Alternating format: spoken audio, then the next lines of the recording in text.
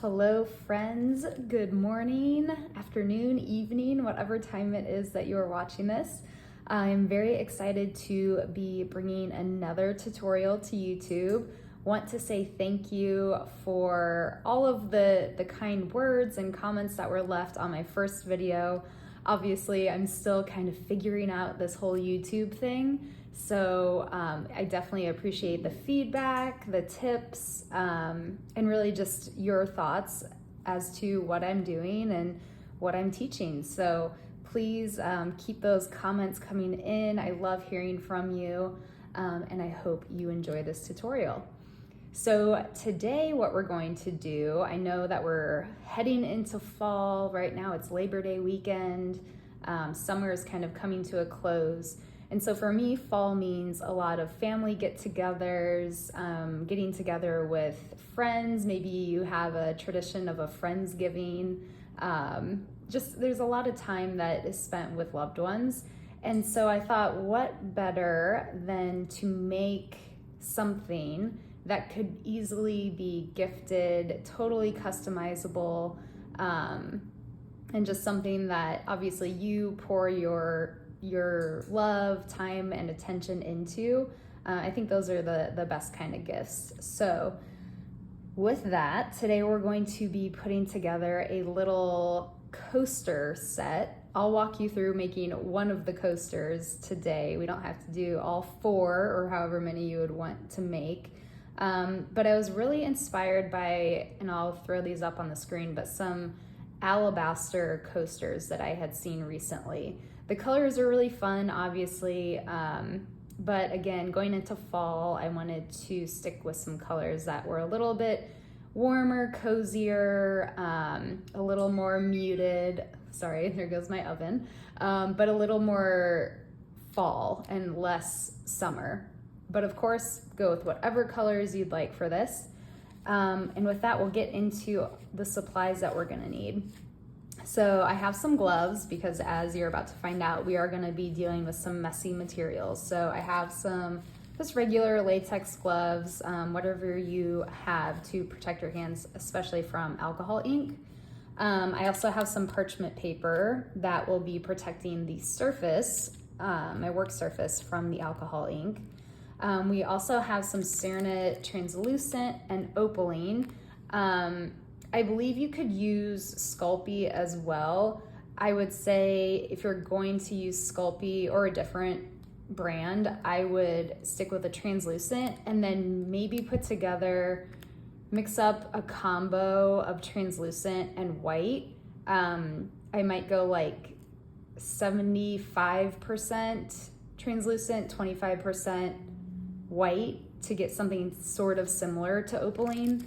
You may have to play around with that. I personally haven't done it. I've always just used what I have.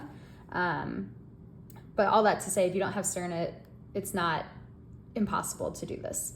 So you'll want those.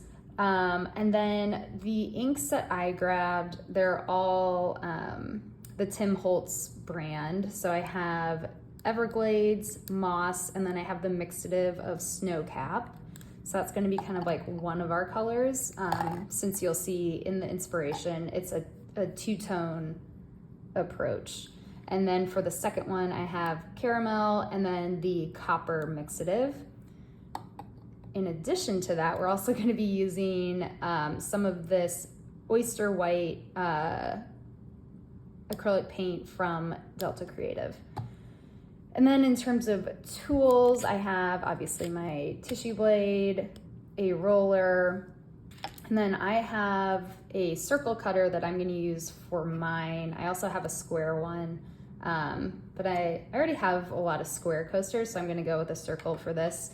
You could also just use a template and an X-Acto knife if you wanted to do something more organic, or maybe you don't have a cutter. That definitely works as well. And then I also have just a couple of tiny wood planks, and I use these as depth guides. They're the thickest ones that I have. The final thickness of the coaster is what you're gonna want to keep in mind for this. I'm not totally sure of the actual measurement of these, but it's much thicker than anything that I could get through my pasta machine. So that is the last thing I will note, is I have the Atlas 180 over here off camera to my right, which I will also be using. And then of course I just have some alcohol to kind of clean up. We'll clean up our blocks on the outside, and I'll use that for this as well. And then just some paper towels too. All right, so with that, let's clear this off and get into it. So you're going to want to lean more into the Opaline than the translucent. So the translucent is going to be more of just like an additive, and the Opaline is going to be sort of your hero element. So I'm going to, again, I'm just going to make one coaster. So definitely portion this out in the appropriate way, depending on how many coasters you will be making. So I'm just gonna cut off about this much. This will probably be far more than I need. But again, you're gonna go more Opaline, less translucent. So I've got my Opaline here. And my translucent. This translucent has been so sticky, so I'm hoping it's not quite as bad anymore, but I haven't used it in quite a while, and the package has been open, so we'll see. All right. Oops, I've got a little bit here. All right, so I'd say this is probably a third of what I have of the Opaline, about. Doesn't have to be exact. And if you prefer more translucent, throw it in there. You can totally adjust these as you'd like. So what we're gonna do first is, I'm actually going to portion this out into, obviously this is like very rough thirds. And the reason I'm going in thirds is because I'm treating these two, so the Everglades and moss, that's gonna be kind of like my green section, and then I'm gonna have a brown section. So for those two colors, I'm gonna refer to them as green and brown. So this is gonna all go together for my green, and then I'm just sticking with the one caramel color for the brown. So what I'm going to want to do is tint these different chunks with the alcohol ink. Now, here's where it's gonna get potentially more confusing. Let's just focus on evergreen to start. So what I'm going to do is take the chunk that I divvied up for evergreen and do that into thirds as well. So we did an initial cut into thirds, now we're doing a subsequent cut into thirds just for evergreen. So what I'm gonna do now that I have these is I'm going to roll them out so that they're taking up more area. And I'm really just doing that because I'm going to be adding the ink to these, and I like to be able to spread it out a bit further so that it dries a little bit faster and it's not just like pooled up in one smaller area. So I'm just gonna roll these out, and then we will get into the next step. I've just rolled these out on my pasta machine at a 1, or no, sorry, that's a 0. At a 0, which is my thickest setting. So what I'm going to do from here, and give my alcohol ink a shake. Be careful when opening. It tends to go everywhere. I hate when that happens, especially the darker ones. So I'm just gonna do 1 drop, then I'm gonna do 3, and 5. I went a little heavy-handed there at the end, but that's okay. So I've got those on there, and I'm just gonna throw this glove on, and I'm just gonna spread it out like this. I love this color. And if you haven't worked with alcohol inks before, another thing to keep in mind is that they do bake up differently in the oven. So the color that you're seeing now might not be the color you end up with. So if you're unsure, go ahead and test it just to make sure you know what it is that you're going to be getting. Because you know, obviously don't want to make up a huge batch just to have the color turn out kind of funny. So a word of caution. So I'm gonna throw these up here to dry for a moment. And then we're just going to move on to the next one, which is moss. So we're going to do this into thirds as well. And we're gonna do the same exact thing. So 1, 3, 5.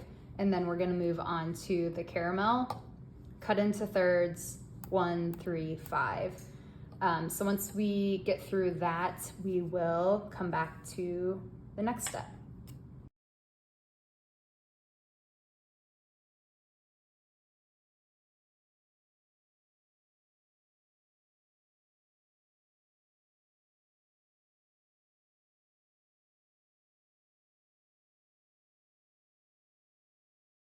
All right, so now that we have our alcohol ink distributed on our opaline, we're going to go ahead and start mixing these as the individual pieces, not together. We're gonna run them through the pasta machine a few times. So we're going to mix it without actually mixing it thoroughly. So let's see, I think I've gone through it 3 times, and you can see it's mixing, but it's not completely mixed throughout. So you're still seeing lighter spots, darker spots, and that's what we want. So we want to do it enough to where you're still getting those striations, but it's not thoroughly mixed. So when I fold it over, what I'm trying to do is just fold some of this white back in, so I'm sure that I'm combining those areas. If you bring it out too far to the edge, obviously that white is not going to catch the colored part of the clay. So this will probably be my last one that I'm going to do. All right, so that's looking pretty good to me. It's mixed, but you can still see some inconsistency. So I'm going to do that again one more time so you can see. I usually fold it together with the ink on the inside first, just to keep the ink in there in case it's still a little bit wet. It should be pretty dry though, since we kind of smudged it out. So again, folding, going through, gonna go through again, and keep going. So you're going to do this for all 9 pieces.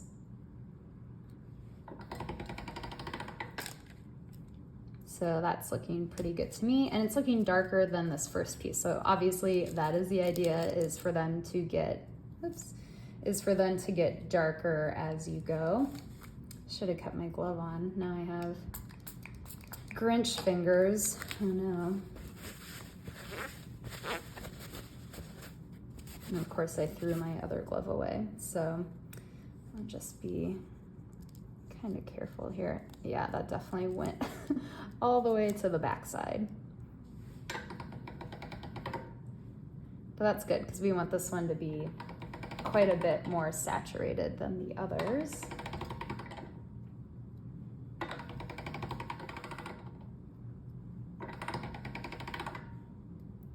All right.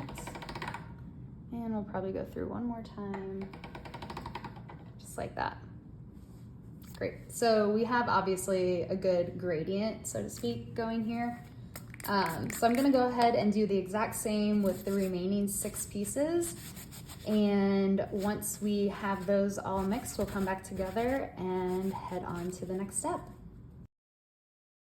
One other thing that is probably helpful is just make sure you clean out your pasta machine after each color that you go through, just so that you're not getting a ton of color transfer from one to the next. It's not a huge deal, but especially for the two greens, because we're gonna mix them together in the end anyway, but especially when you're going from the green to your brown, since those are gonna be totally separated in the final piece, we wanna make sure we're keeping the green out of the brown.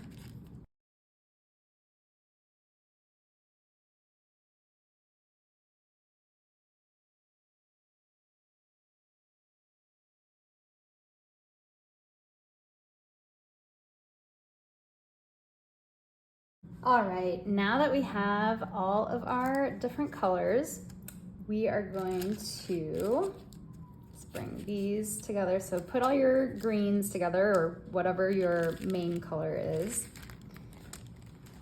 And we will start with that main color. So I've got my 6 pieces here, and all I'm going to start doing is taking them, and I'm just doing little tears off of my slab. And I'm kind of varying up the sizes. So you want some little chunks, some bigger chunks. But the idea is you don't want like super clean edges, which is why I'm not using my tissue blade. So see how that's kind of rough and ripped like that. So it's really just to create a little bit more texture on the outsides of these pieces. So be as rough as you'd like with this. If you have a lot of pent-up frustration, this might be therapeutic for you. So I'm gonna do that with all 6 of these and just add them to the same pile. And then we will move on to the next step. All right, so now that we have all of these torn apart, we will transfer them over here to our parchment paper. Try not to make too much of a mess here. And then we're gonna go grab our translucent again. So since this is gonna be the predominant color, I'm going to use about, let's see. So I do my translucent into thirds.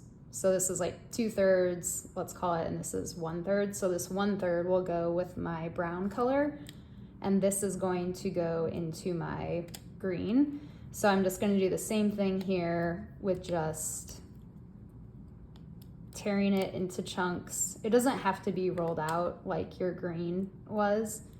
You can just tear it straight off the block and incorporate that into your green mix.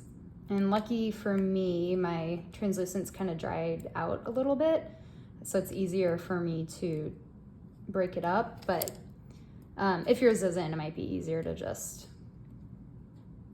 either leach it for a little bit. If it's super sticky and soft, you may want to try that, which is just basically putting it on a piece of computer paper so it absorbs some of that plasticizer. If I'm totally screwing that up and I'm wrong, let me know, but I'm pretty sure that's the idea. So it'll just kind of look like oil being absorbed in the paper, so that's how you'll know that it's doing its job, and then it should be a little bit easier to handle. And if that doesn't help, you could try popping it in the fridge for a little bit and then breaking it apart from there. But definitely the more time it spends in your hands, the warmer it gets, the more difficult it is to work with, which luckily is not the case for me today, but has been 1,000 times in the past. So today's just a good day, even though it's probably 100 degrees outside in September. That is Dallas, Texas weather for you. All right, so now that we've got these added to our mix, I went ahead and grabbed some more gloves. I'm just gonna sort of give this a quick toss Make sure things are pretty well spread out. All right, now what I'm going to do, I'm gonna put on one of these gloves here. And this is where it's probably gonna be a little bit different from other tutorials you may have seen in the past. But what I'm gonna do is I'm just gonna add a couple of drops of the paint. You don't wanna go overboard. So like there's 1, 2, 3, okay? Then what I'm gonna do is we're gonna bring back our alcohol inks and that white mixative. So I'm going to go back and find where I dropped my paint, and I'm gonna just drop 1 or 2 drops right directly onto that paint with my ink.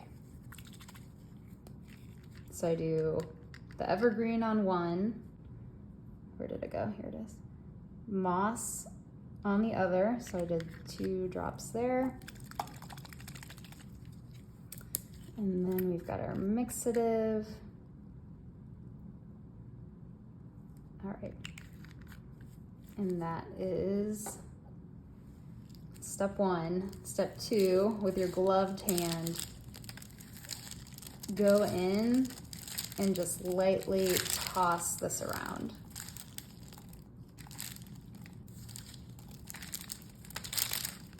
Now, the idea is to not fully cover everything.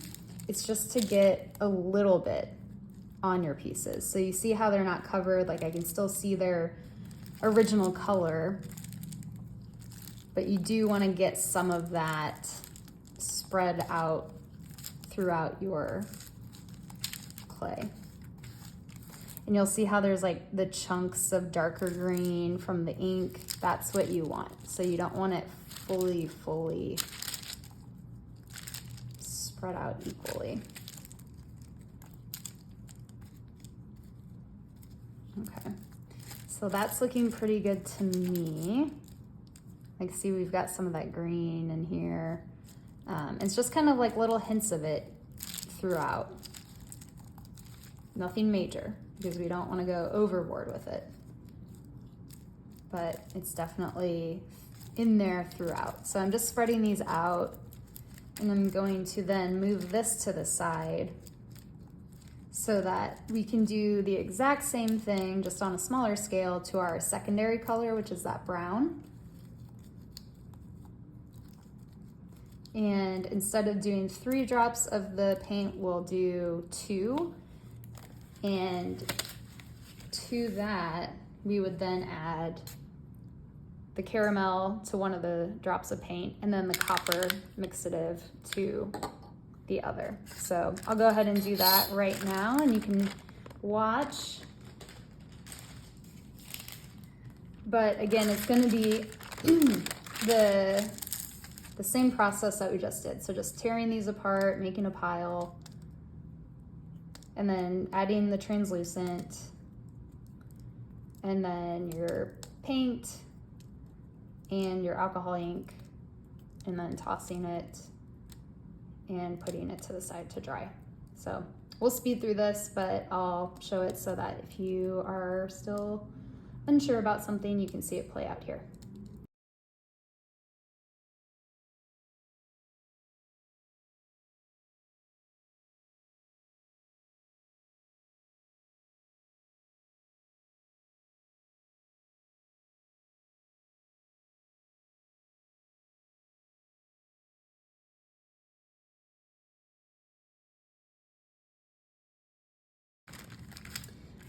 All right, so we've had a little bit of time for the green set to dry.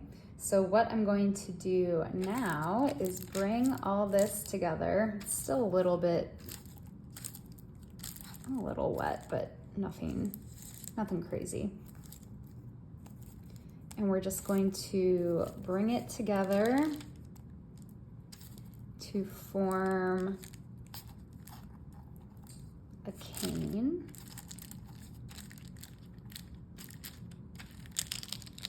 And it is pretty sticky, so I'm not needing to add any sort of liquid clay or anything to it.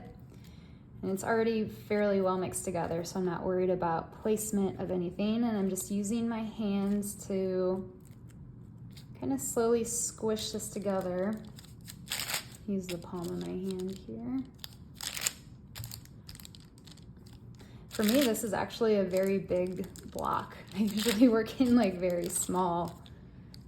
I always call it a block, you guys, and I know that's technically probably not right. And I'm trying to teach myself to call it a cane, and I don't know. My brain doesn't want to do it. All right, I'm gonna go ahead and move this because it's just kind of being a pain in my butt. Okay. So I'm just using my roller to lightly even all this out, bring everything together. So you can see here, we've got some of that really dark green in here. So it's gonna be all throughout inside, which is great. And I love how the evergreen and the moss kind of work together to create the colors that they did. All right. So I'm feeling pretty good about this. Now, what I'm going to do, and I know I've seen a good number of people who also like to do this, but when you slice a cane and you bring together the slices, especially when you've used additives like paint,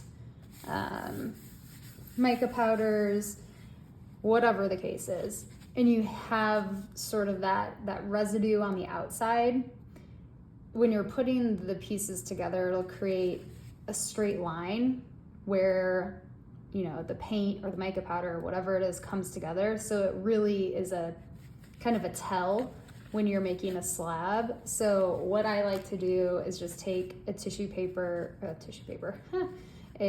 towel and some alcohol, put it on here, and then just gently wipe the outside so that I'm picking up most of that paint. I'm not gonna get everything, but the goal is to get most of it so that when those pieces join together, you don't get that straight line delineation in between the pieces, which to me, it just takes away from the overall effect because it looks fake. It looks what it is.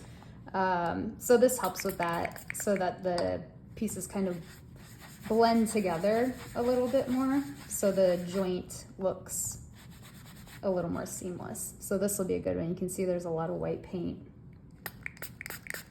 there.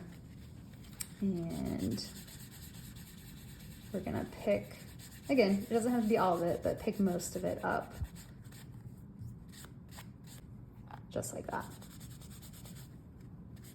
All right, so it's still all in the inside, which that'll show through. All right, so that's looking better.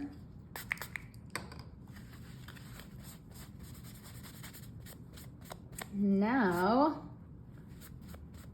the most exciting part, as everyone knows, is cutting into it. So I'm just gonna shave off, here we go. Shave off this little front piece. I just don't like the nubs. And when I cut into this, I'm gonna cut just a little bit bigger, hopefully, than like what the biggest setting on my pasta machine is, so a 0. We're not trying to cut it to the thickness of our coaster at this point. We'll achieve that by folding it over and everything. But look at that first slice. I mean, that is pretty, right? But you could stop here. Like, absolutely, if you want to secure this detail and that pattern, absolutely put these together and stop here and cut out whatever you want, like that is totally fine and would be absolutely stunning. But if we think about the inspiration of this, the color was a little more solid, with kind of like slight hue changes. So it's not completely solid throughout, and it's definitely not like this, but this is beautiful and you could certainly do something with it. But this is not where we're gonna stop. So what I'm gonna do is continue cutting through this, and then we'll put our pieces together, and then we'll move on to the next step, which is gonna help give us a little bit more of the effect that we're hoping to achieve.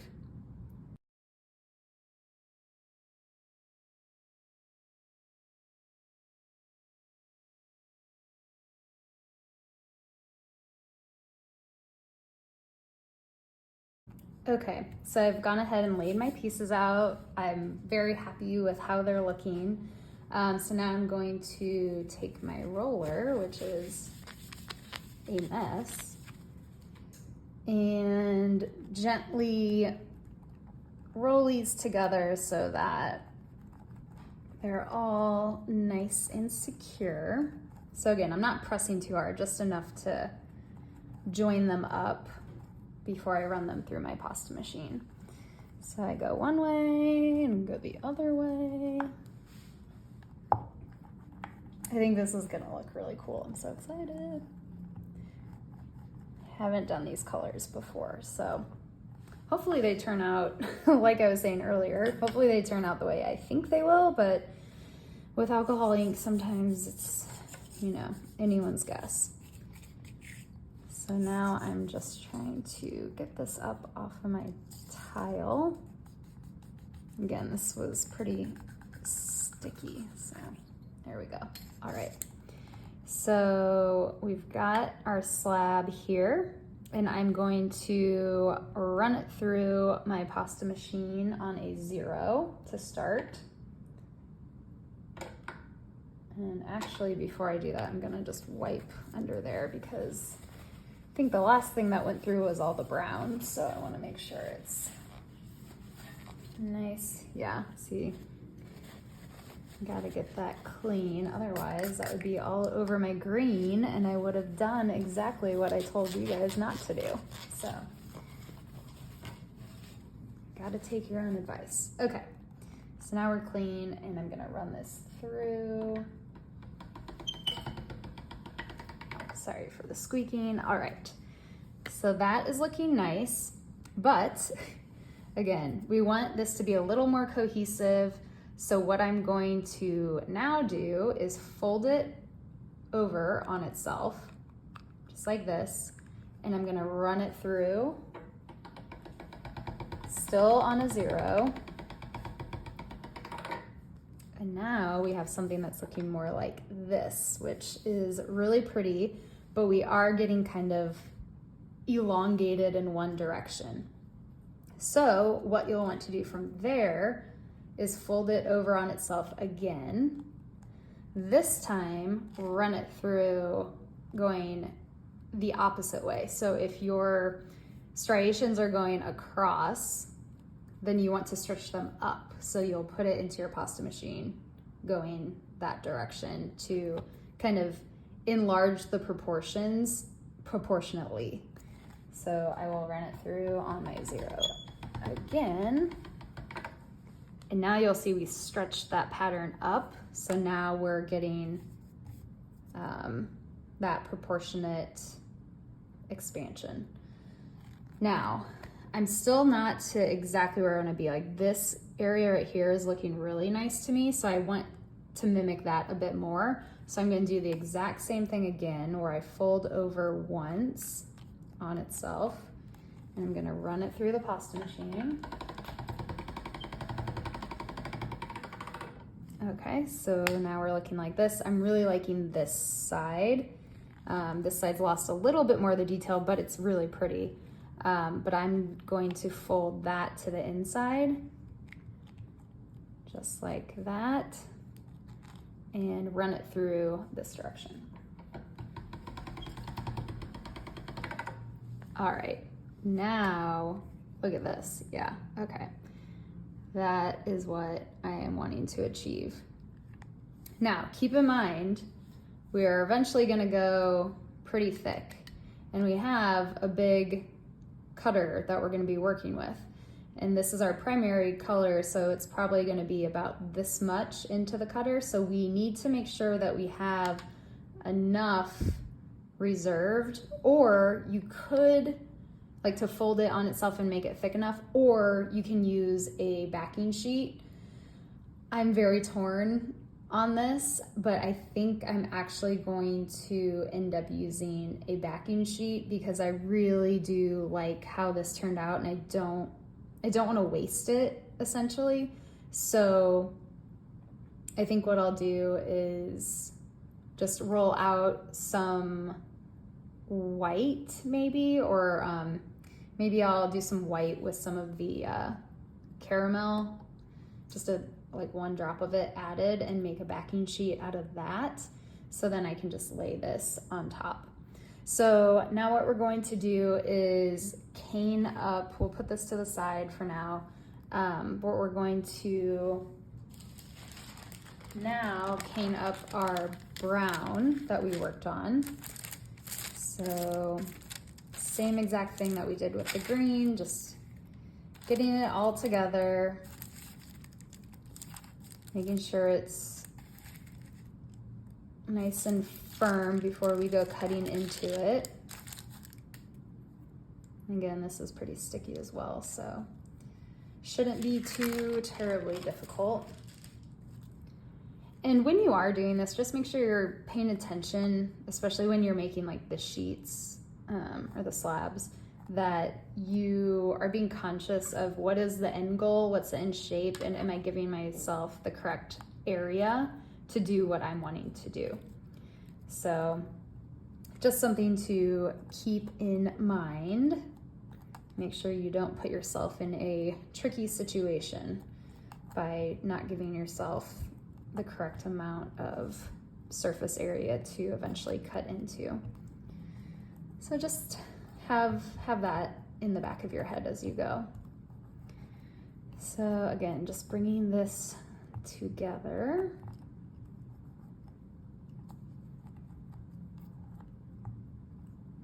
Part of me is wondering if I shouldn't run the green through again, because like this dark is pretty dark, but I also like it, so I don't know. We'll see how this one turns out, and then make an executive decision from there. All right, so again, don't forget, I guess it doesn't matter too much because we do run this through the pasta machine so many times. I think it's more a force of habit that I clean off the canes before slicing into them. So probably not the most necessary thing in the world, but I'm doing it anyway. And it's just a good tip if you are, maybe you do end up putting your slab together and you're like, I'm not gonna mess with this, I'm just gonna cut straight into it. Then that way you at least have that option and you don't have the awkward lines in between your pieces. And I think we should be pretty good there. Okay, try to get some of this up. All right, so I'm going to clean out my pasta machine while I'm thinking about it.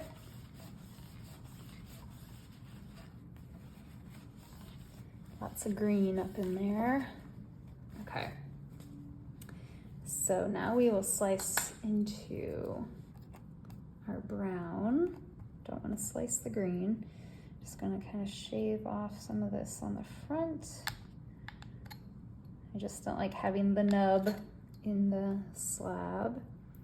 So that is gone. And now we will cut into this baby. And again, it's gonna be really pretty just like the green. I mean, it's the same technique, obviously different colors, but same technique, so should be looking pretty similar.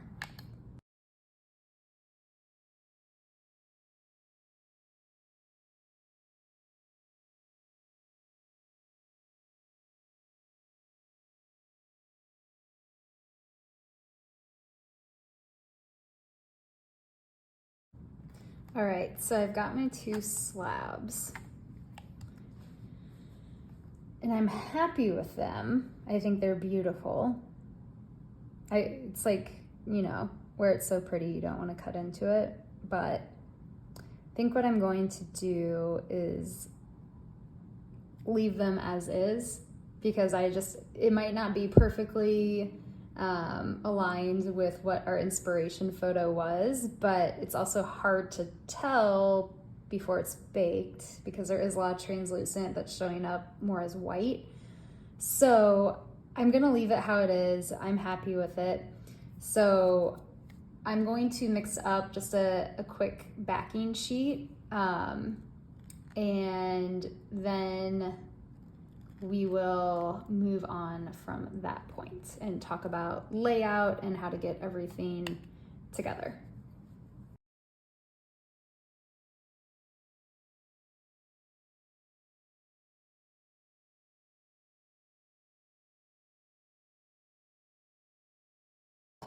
Okay, you guys, I'm sure you saw how I just sort of grabbed a bunch of the different inks and threw them down on this backing sheet. I'm just doing that.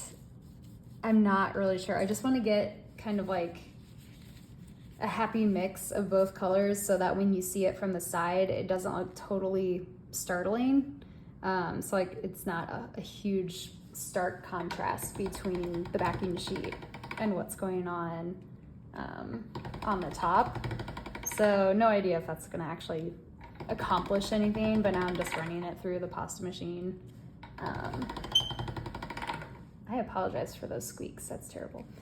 But yeah, just running it through. And I think, see how I'm getting kind of like a transition? That's actually really nice. So now I'm gonna work it down from a 0 to, gosh, I don't even know. We'll see. I think that was a 3, let's try a 5. These may actually be a little bit thinner of coasters than I originally intended, but that's fine. Okay, so we're gonna use this as the backing sheet. It's greenish brown, so it is what it is. That's fine. Okay, so where do we go from here? Well, we've got options. What we can do, since we are creating just one here. First, I'm going to clean off my roller. I want to get rid of these lines from the pasta machine. So just smoothing those puppies out a little bit, just like that. And now what I think I'm going to do, if I can find my blade, I'm going to cut this side so that it's a straight edge. Nice and, well, was that nice? I was trying to make it nice. It shouldn't be hard, but for some reason I am, there we go, struggling a bit. All right, so we've got that trimmed up. And I'm actually going to, let's move this stuff out of the way. I'm going to trim up this side of my brown one, nice and straight as well, just like that. And, oopsies, going to take my cutter. I know roughly how big I want the yellow to be, so I'm just gonna go as far as I need to and make my cut.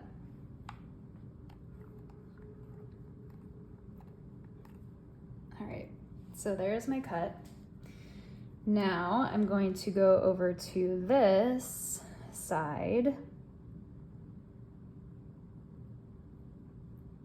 I'm also, since this is a metal cutter, you know how where it joins right here, it kind of has that divot. I'm gonna avoid using that divot because it does make a little indent, which is always annoying. And let's see, here's what I'm gonna do. This is smarter. So I'm going to pick this up. Going to grab my blade. Actually, I'm gonna have to move all this, so we're gonna do some minor rearranging here. So I've got this piece. Now I'm gonna have to pick up, this is kind of annoying, but I'm gonna have to pick up this sheet because what I wanna do is I want to lay my yellow down next to it so that I know how big to make my cut. So I'm gonna just butt it up right there if I can. Let's see, I like this placement, I think. So just gonna put her there, get it close enough. Okay, this is really hard for me to see because my phone is where my head should be. Okay, so I'm just gonna do like a light indent there so I know where to go back and cut it. Put this over here for now. Okay, I think that's where we were. I'm gonna make that cut.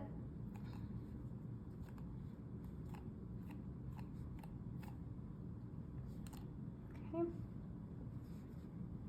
Can't wait to see these, you guys. All right, we're gonna move this over here. We're gonna carefully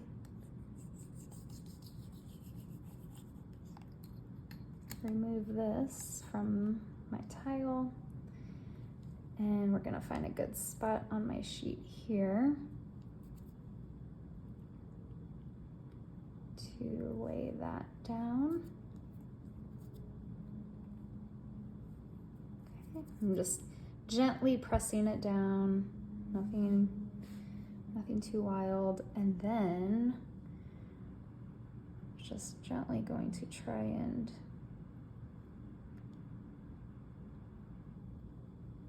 have that meet up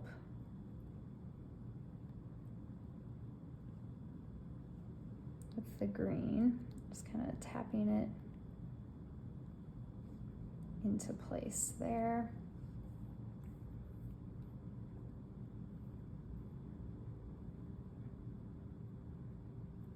Okay. Then I'm going to take my acrylic roller, get this out of the way, and very gently roll, going up and down. And I mean, I'm barely applying any pressure, you guys, barely any. Because the idea isn't to deform this very much. And then I'm gonna go the other direction, really focusing on this seam. Okay, now you are gonna obviously be distorting it a tiny bit, but then we'll bring our cutter back in and make that circle perfect again. So you'll see how we kind of went and got like a funny edge here. That's gonna be okay because chances are that's gonna get cut off anyway. So we're just going back and forth a bunch, more than you think you need to, okay? But not hard, not harder than you think you need to, just more times than you think you need to. And working it up and down, left and right, again, to like, just make sure you get that very nice, smooth, straight line. You're not creating ripples or waves or anything. And then we're also just trying to make sure that we don't have any air between that backing sheet and what we laid on top.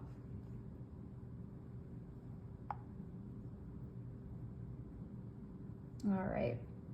So we've definitely kind of warped the shape a little bit, but it's nothing that's really gonna compromise anything here. So now we're going to take our cutter again and just sort of center it, if I can see. Making sure we're covered everywhere, which it's very hard for me to see, but I believe we should be good. I'm kind of looking at the outside.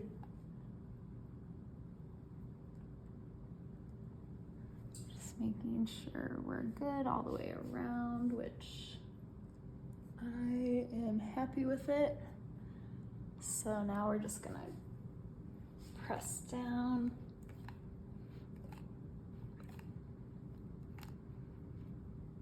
Make sure we're all the way through there.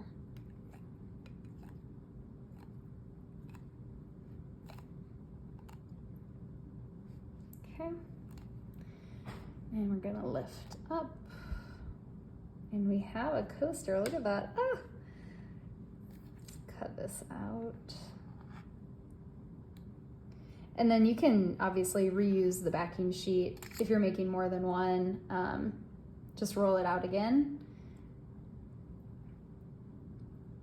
Since these colors are already in this backing sheet, it doesn't really matter, but I'm just doing this for fun. All right, so we got this out of the way. So look at that, we have our beautiful little coaster. So I ended up not using these, clearly. Because we were consistent in our layering and I just was lightly rolling to join this up. I'm not concerned about it not being level or flat. And if there are any funny areas, I can always sand those out after the fact. So from here, you will put this in the oven, bake according to your oven and the instructions for the clay that you are using. I'm gonna do this for 30 minutes at 265, and then I will take it out and we will talk about next steps. All right, friends, so we are all baked and cooled off. One thing I wanted to share with you is that when I took these out of the oven, what I did was I kept them on the computer paper that I baked them on, and I put them onto my kitchen countertop, still on that paper. And then I took a tile and just put it over top like that. And what that does is it ensures as it's cooling off that it will cure fully flat. So I don't have to worry about anything being warped to the point where it wouldn't sit smoothly on a tabletop surface. So totally flat and looking good there. The colors didn't change too much. So you can see they got a little bit darker, but that's to be expected. But they didn't really change from the color that they were showing before they were baked. So that was nice as well. These are definitely a little more summery than I was going for, but that's all right. There are endless color combinations that you can choose from. So what I'm gonna do is finish up. We've got some kind of rough edges here, so I'll sand those. I'll probably sand on the top a little bit. I don't think I'm gonna buff. We'll see, I have two so I can experiment, but I'll sand and potentially buff, and then we'll take a look at the final product. All right, so we have our two different variations of the final product. So this is the first one. All I did was sand the sides so that they're smooth. and we have kind of more of a matte finish. I went ahead and just left the face of it as it is. So it's a little bit more of a matte finish, which is really nice. And then it does have like a little bit of texture to it, but it's smooth for the most part. And then with this one, I went ahead and sanded and buffed. So sanded starting with a 600 grit, working up to 800, 1000, and then used my Dremel to buff the surface to get that high shine. So this one definitely has more of like a polished marble effect to it, which honestly, there's no good or bad way to do this. I think they're both super beautiful and would work really well. So if you wanted to, you could add some little feet to the back of this, or maybe like a cork backing, just cut it a little bit smaller than your coaster and adhere that to the back. But since this is plastic, they're gonna hold up to a lot of wear and tear, which makes them great, especially for like outdoor use.